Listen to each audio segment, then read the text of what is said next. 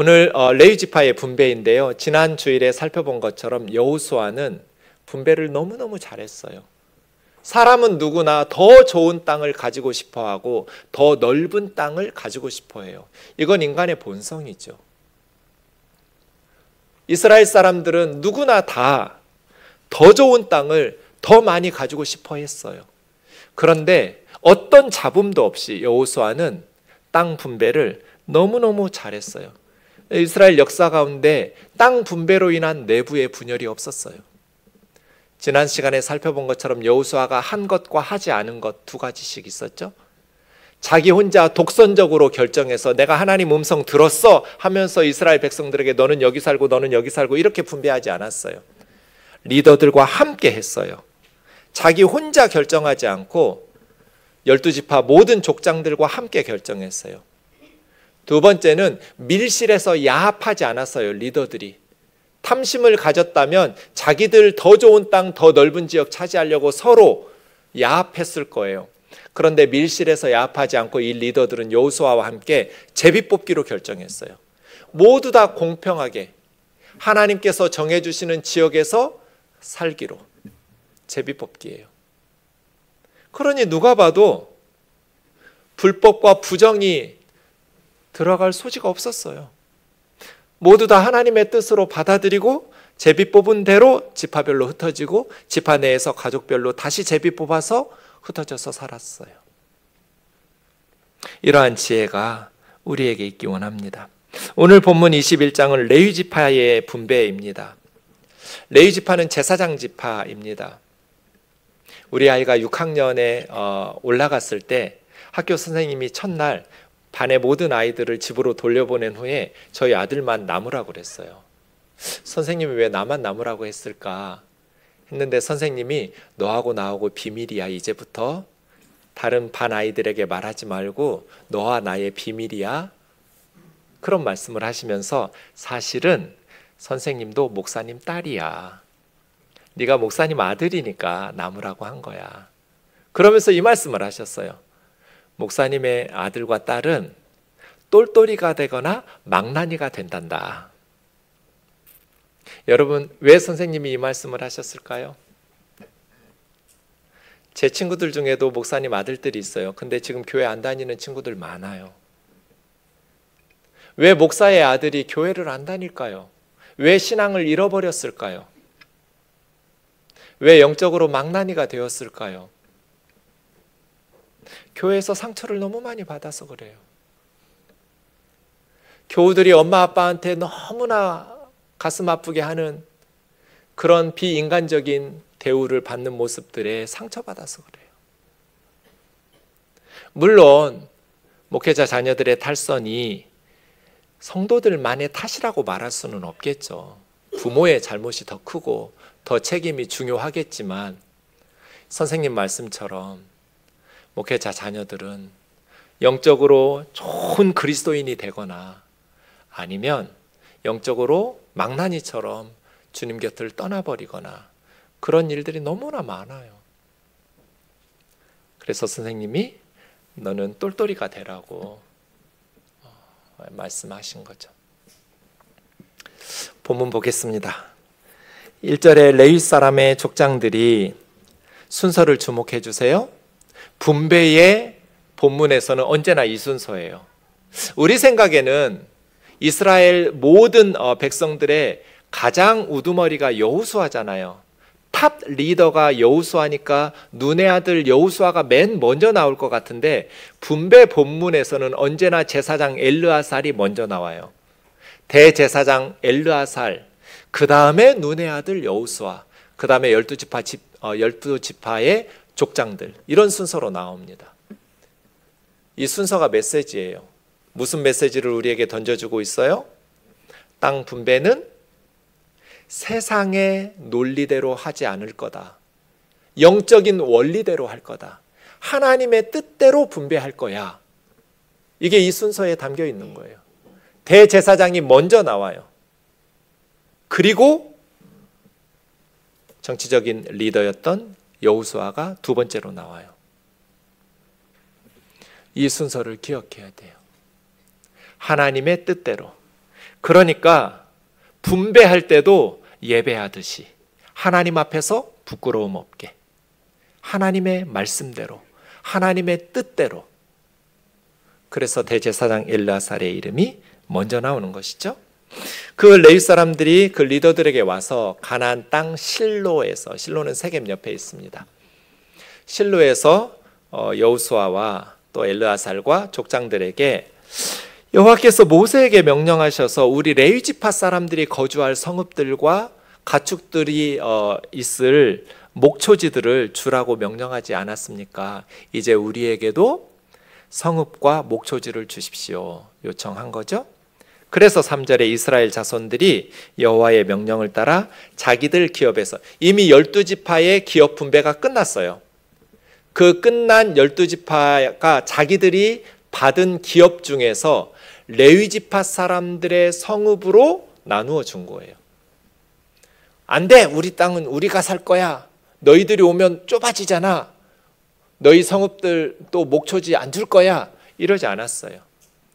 자기들이 분배받았던 기업에서 레위지파, 제사장 지파 사람들이 살아갈 성읍과 목초지, 가축들이 있을 목초지를 준 거예요.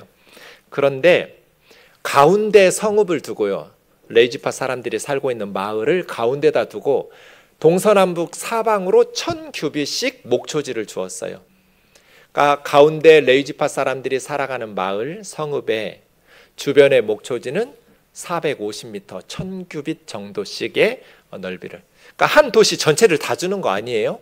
그 도시 중에서 저 정도 땅만 레위지파에게 사는 거예요. 저걸로는 농사 짓고 살 수 없어요. 그냥 집 짓고요, 그 다음에 가축들을 위한 목초지, 그게 전부예요. 논밭이 없어요, 레위지파에게는. 그렇게 생활할 수 있는 최소한의 장소만 레위지파에게 하나님께서 주신 것이죠. 레위의 가족은 세 가족이 있었습니다. 고핫, 게르손, 무라리. 레위에게는 아들이 3명 있었거든요. 게르손, 고핫, 무라리. 근데 둘째 아들 고핫이라고 하기도 하고 그핫이라고도 하는데, 이 그핫 가족이 제사장 지파입니다. 그래서 4절에 그핫 가족을 위해서 제비를 뽑았는데 레위 사람 중 제사장 아론의 자손들은 유다, 시몬, 베냐민 지파 중에서 13성읍, 그리고 고핫의 가족 중에서 제사장이 아는 일반 레위 지파 사람들은 에브라임, 단, 므낫세 반지파. 므낫세는 요단강을 중심으로 동쪽 므낫세도 있고 서쪽 므낫세도 있잖아요. 그래서 여기 서쪽 므낫세 반지파 중에서 제비 뽑아 10성읍. 그 다음 6절에 게르손 자손은 이사갈, 아셀, 납달리, 그리고 바산의 므낫세 반. 바산은 요단강 동쪽입니다. 그러니까 요단강 동쪽의 므낫세 반지파는 게르손 자손이, 요단강 서쪽의 므낫세 반지파는 고핫 자손이 분배하게 된 것이죠. 13성읍을. 마지막으로 무라리 자손은 가족대로 르우벤, 갓. 르우벤과 갓은 요단강 동쪽에 있습니다. 르우벤, 갓, 므낫세 반지파니까요. 또 스불론 지파 중에 12성읍을. 그래서 게르손, 고핫, 무라리 이 세 가족의 레위 지파 성읍이 전체 몇 개일까요? 일부 예배 때는 제가 여쭤봤더니 정답을 말씀하시는 분이 계시더라고요. 설교는 안 듣고 그거 숫자 계산하고 더하고 있었던 거예요. 레위 지파의 성읍이 모두 48개입니다. 8절의 지도에 있는 것처럼 하나님께서 명령하신 대로 제비 뽑아서 레위 사람들에게 성읍과 목초지를 주었습니다. 지도 보시면 이제 서쪽에도 3개의 빨간 점이 있고요, 동쪽에도 3개의 빨간 점이 있는데 이거는 도피성입니다. 도피성 6개는 다 레위 자손이 들어가는 레위 성읍입니다. 그러니까 도피성 6개를 빼면 42개, 도피성 6개를 더하면 48개의 레위 자손의 성읍과 목초지들이 주어지게 된 것이죠. 강요된 청빈이라는 책이 있습니다. 실천신학대학원의 정재영 교수님이 쓴 책인데요. 강요된 청빈이라는 책에서 목회자의 가난이 자발적인 청빈인가, 강요된 가난인가, 이런 주제를 다루고 있습니다. 한국 교회 목회자들이 자발적으로 청빈하게 사는 건 좋은데 교회 분위기와 문화와 성도들의 의식 속에 강요되는 측면이 있다. 가난하게 살지 않고 청빈하게 살지 않는 목회자는 타락한 목회자라는 의식이 있다.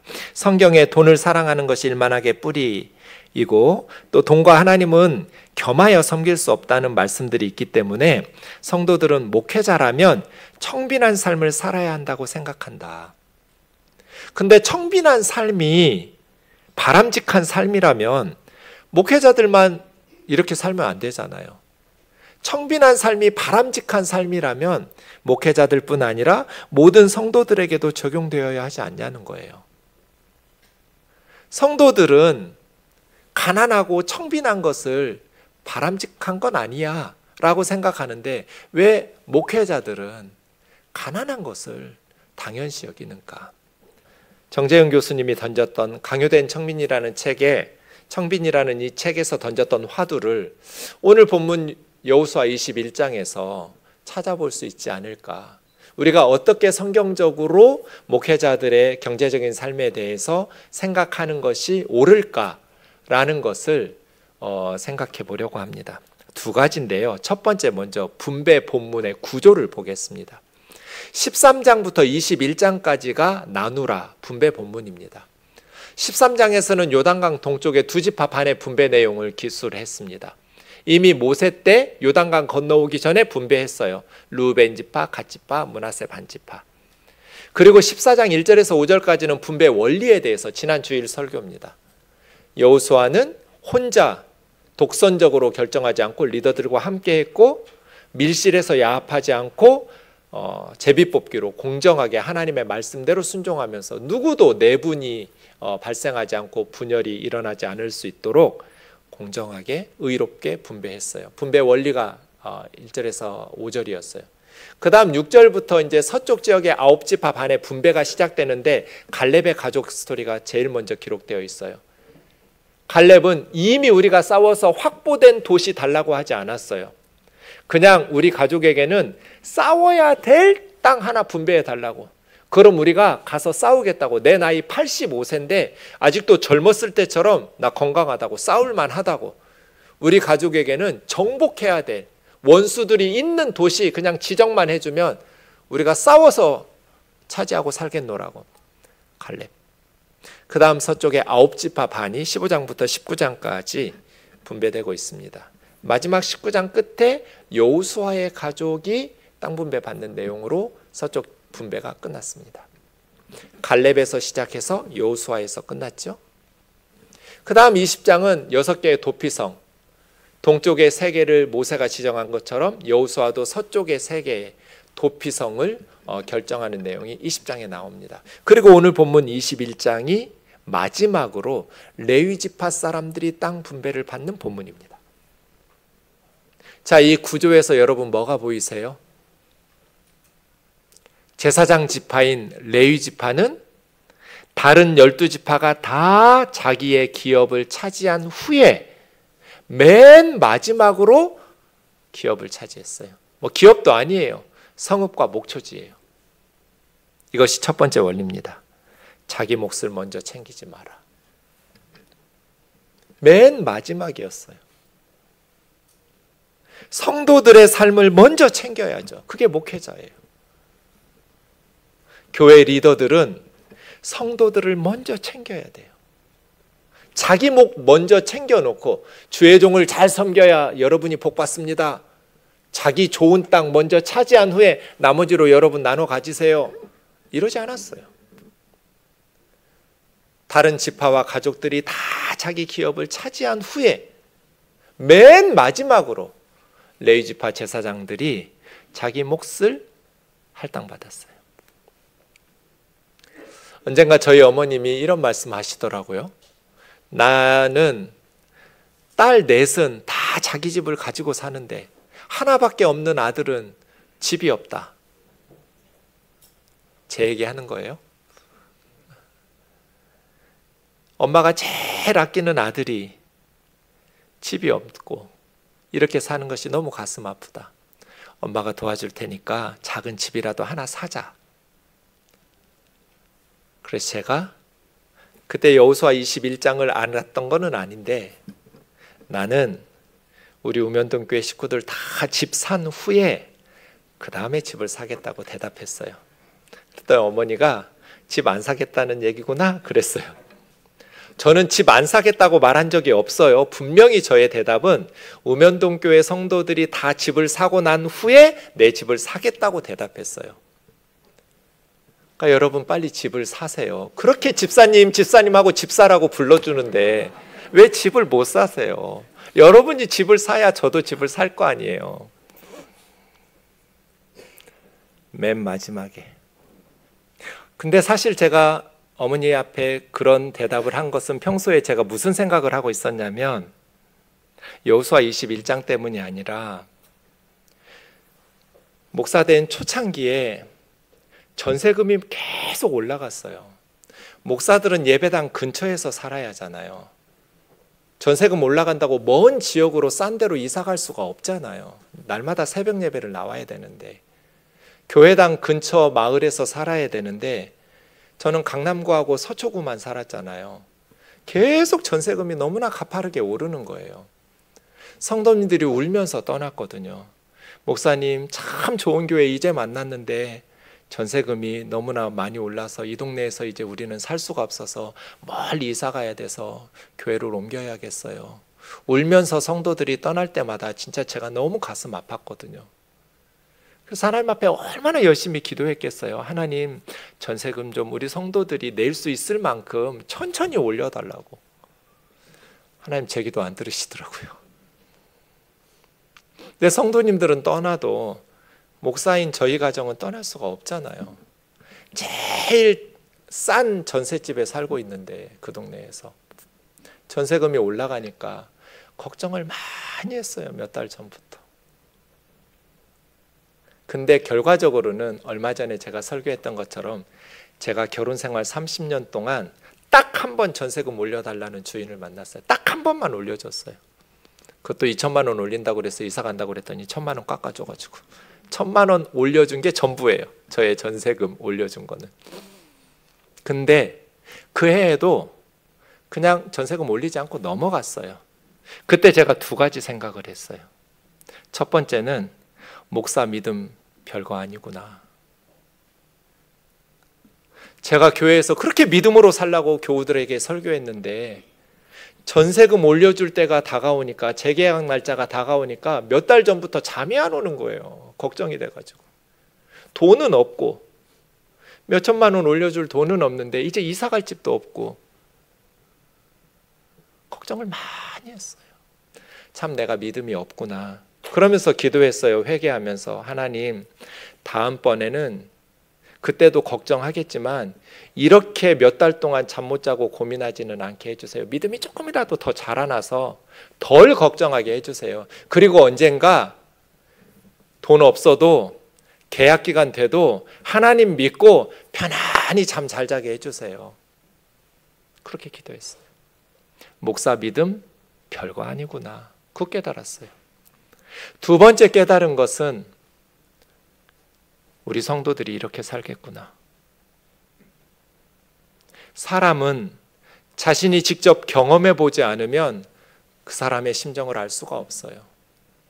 내가 내 집에서 전세금 올려줄 걱정을 안 하고 사는데 전세금 올려줄 때는 다가오는데 올려줄 돈은 없어서 애들하고 살아야 되는데 그 막막한 심정을 어떻게 목사가 알겠어요? 자기가 겪어보지 않았는데.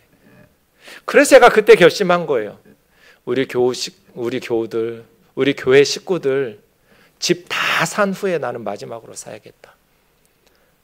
집 있는 성도들은 그런 걱정은 안 할 테니까 다른 기도와 고민들은 같이 기도하고 염려해야 하는 게 맞지만 적어도 이 부분에 대해서는 고민을 안 할 거잖아요.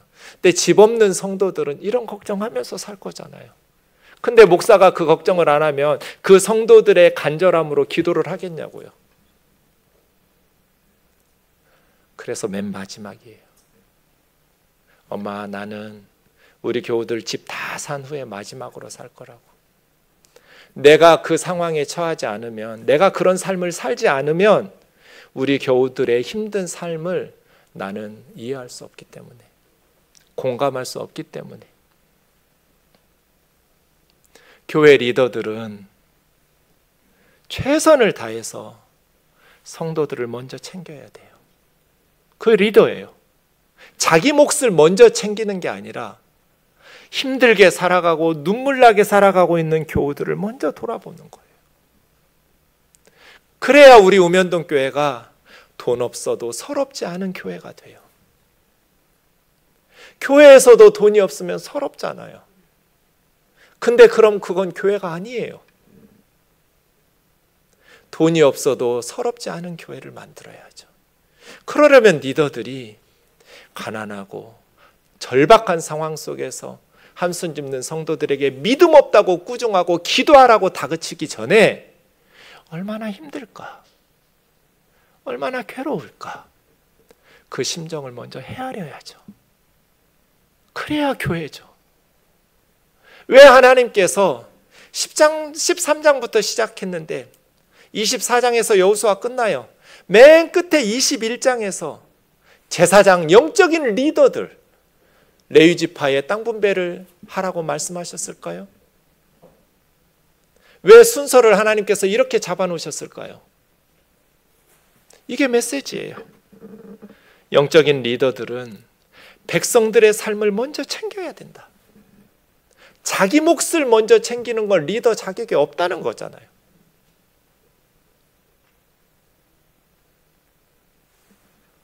목회자이든 성도들이든 여러분의 삶의 영역에서 우리는 누구를 먼저 챙기는가? 두 번째 8절의 지도를 보세요, 여러분. 저 도시들이 다 48개의 성읍이에요. 레위 지파의 성읍과 목초지들이죠. 분포도를 보시면 어때요? 골고루 흩어져 있어요. 그렇죠? 좋은 지역에 몰려 살지 않았어요. 요단강 동쪽과 서쪽에 하나님의 백성이 있는 곳에는 다 들어가 있어요. 이게 두 번째 원리예요. 백성들 속에서 살았어요. 좋은 땅에서 자기들끼리 모여 살지 않았어요. 유별나게 살지 말란 뜻이에요. 백성들이 가난하면 제사장도 가난하고, 백성들이 아프면 제사장도 아프고, 백성들이 여유 있으면 제사장들도 여유 있게 살고, 백성들의 삶 속에서 백성들과 함께 울고 함께 웃으면서 살라는 거예요.